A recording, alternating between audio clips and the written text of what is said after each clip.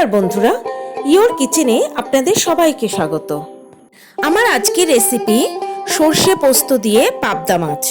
আমার টিপসগুলো ফলো করে যদি আপনারা এভাবে পাবদা মাছ রান্না করেন তবে একদম অনুষ্ঠান বাড়ির মতনই খুবই টেস্টি হবে। আমি পাবদা মাছ খুব ভালো করে ধুয়ে পরিষ্কার করে নিয়েছি। এবার এর মধ্যে দিয়ে দিলাম একটু নুন আর দিলাম হলুদ গুঁড়ো। নুন আর হলুদ দিয়ে মাছটাকে খুব ভালো করে মেখে নিতে হবে। এবার এটাকে রেখে দেব 15 মিনিটের জন্য। এবার আমি নিয়ে নিলাম 1.5 চামচ কালো সর্ষে। এর মধ্যে দিয়ে দিলাম একটু নুন আর দিলাম হলুদ গুঁড়ো। এবার এটাকে জল দিয়ে আমি আধ ঘন্টা ভিজিয়ে রাখবো। এভাবে ভিজিয়ে রেখে যদি সর্ষে বাটা হয় তবে সর্ষের আর তিতো হওয়ার ভয় থাকে না। মিক্সার গ্রাইন্ডারের মধ্যে নিয়ে নিলাম 2.5 টিস্পুন পোস্ত।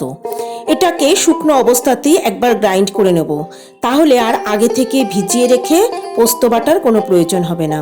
এভাবে করে নিলেই পোস্ত একদম মিহি করে পেস্ট করা যাবে। আর নিয়ে নিয়েছি কিছুটা ধনেপাতা। এখানে ধনেপাতার পরিমাণ একদমই কম নেবেন। আর নিয়েছি কয়েকটা কাঁচা লঙ্কা। এবার সর্ষে, পোস্ত, কাঁচা লঙ্কা, ধনেপাতাকে একটা মিহি পেস্ট আমি তৈরি করে নেব। প্যানের মধ্যে দিয়ে দিলাম সর্ষের তেল। এই রান্নাটা সর্ষের তেলেই বেশি ভালো হয়, তাই সর্ষের তেলে ব্যবহার করবেন।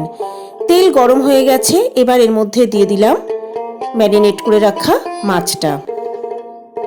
মাছগুলো দিয়ে এগুলোকে একটু ভেজে নিতে হবে। বেশি কড়া করে ভাজতে হবে না, অল্প ফ্রাই করলেই হয়ে যাবে। এক পাশটা ভাজা হয়ে গেছে। এবার খুব সাবধানে মাছটাকে উল্টে দিতে হবে। মাছটা ভাজা হয়ে গেছে। এবার এগুলোকে আমি প্যান থেকে তুলে নিলাম। এবার বাকি মাছগুলোকেও আমি একইভাবে ভেজে নেব। আমার সকল দর্শক বন্ধুর কাছে অনুরোধ রইল আমার চ্যানেলটা সাবস্ক্রাইব করার। Please subscribe my channel. এবার ওই তেলের মধ্যে দিয়ে দিলাম সর্ষে, পোস্ত, কাঁচা লঙ্কা, ধনেপাতা বাটাটা। এবার এটাকে একটু তেলের মধ্যে নেড়ে নেব। বেশিক্ষণ তেলের মধ্যে নাড়ব না, তাহলে সর্ষে তিতো হয়ে যেতে পারে। এবার এর মধ্যে মিক্সার গ্রাইন্ডারটা, যার মধ্যে মশলা পেস্ট করেছিলাম, সেটা ধুয়েই দিয়ে দিলাম একটু জল। এর মধ্যে আরও 1 কাপ পরিমাণ মতো জল আমি দিয়ে দিলাম। সব কিছুকে ভালো করে মিশিয়ে দিতে হবে। এখানে আমি নুনের ব্যবহার করলাম না, সর্ষে বাটার সময় আমি নুন দিয়েছিলাম। এবার ঢাকা দিয়ে মিডিয়াম ফ্লেমে আমি এটাকে 2 মিনিটের মতো ফুটিয়ে নেব। ফিরে এলাম প্রায় 2 মিনিট পর। ঝোলটা ভালোই ফুটে উঠেছে। এবার এর মধ্যে দিয়ে দেব ভেজে রাখা মাছগুলো।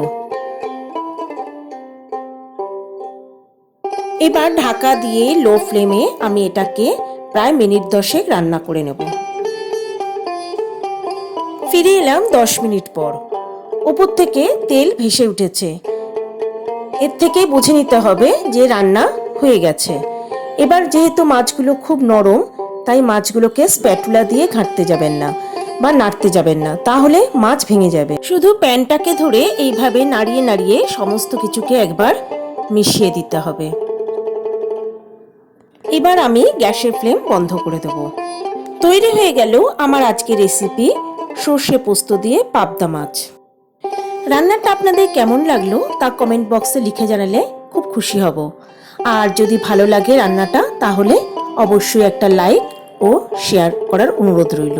তবে আজকের মতো বিদায় বন্ধুরা, নমস্কার।